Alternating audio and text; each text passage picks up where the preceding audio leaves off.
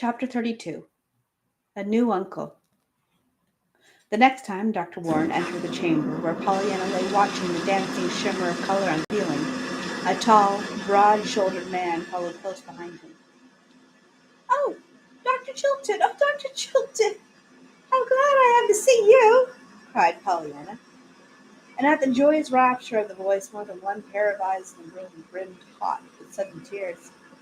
"But, well, of course, if Aunt Polly doesn't want, it's all right, my dear. Don't worry," soothed Miss Polly agitatedly, hurrying forward. "I have told Dr. Chilton that I want him to look you over with Dr. Warren this morning." "Oh, when you asked him to come," murmured Pollyanna contentedly. "Yes, dear, I asked him.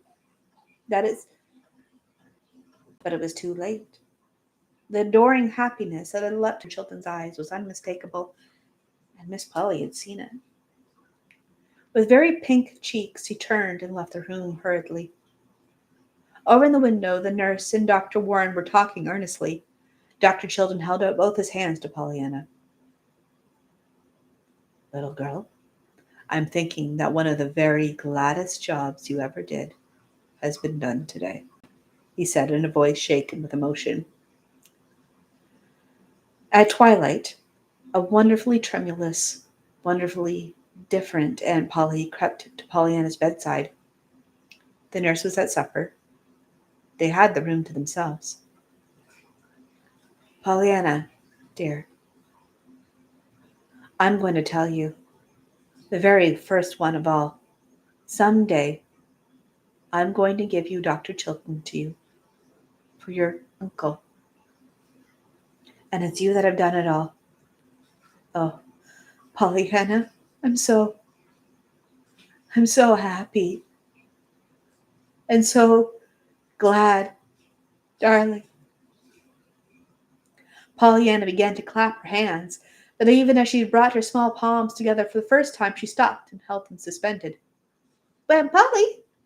Aunt Polly! Were you the woman's hand and heart you wanted so long ago?" "You were! I knew you were! Why, that's what he meant by saying I've done the gladdest job of all today. Well, I'm so glad. What? Aunt Polly, well, I don't know, but I'm so glad I don't mind. Well, even my legs now?" Aunt Polly swallowed a sob. "Perhaps some day, dear." But Aunt Polly did not finish. Aunt Polly did not dare to tell yet the great hope that Dr. Chilton had put into her heart. But she did say this, and surely this was quite wonderful enough to Pollyanna's mind. "Pollyanna, next week you're going to take a journey. On a nice, comfortable little bed. You're going to be carried in cars and carriages to a great doctor who has a big house many miles from here made on purpose for just such people as you are. He's a dear friend of Dr. Chilton's, and we're going to see what he can do for you."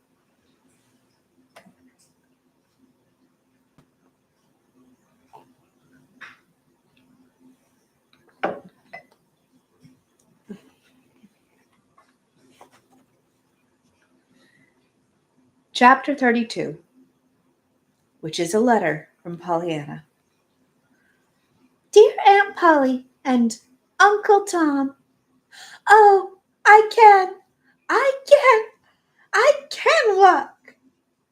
I did it today, all the way from my bed to the window. It was 6 steps. My, how good it was to be on legs again. All the doctors stood around and smiled, and all the nurses stood beside them and cried. A lady in the next ward, who walked last week first, peeked in the door. Another one hoped she walked next month, was invited into the party, and she laid on my nurse's bed and clapped her hands. Even Black Tilly, who washes the floor, looked through the piazza window and called me honey child, when she wasn't crying too much to call me anything.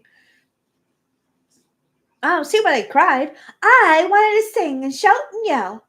Oh, oh, oh, just to think I can walk. Now, I don't mind being here almost 10 months. And I didn't miss a wedding anyhow.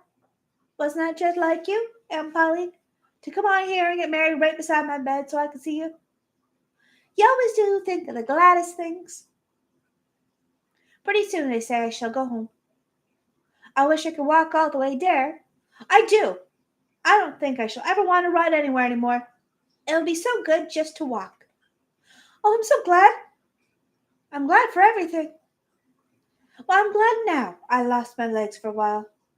For you never know how perfectly lovely legs are till you haven't got 'em. Let that go, I mean. I'm going to walk 8 steps tomorrow. With heaps of love to everybody. Pollyanna. The end.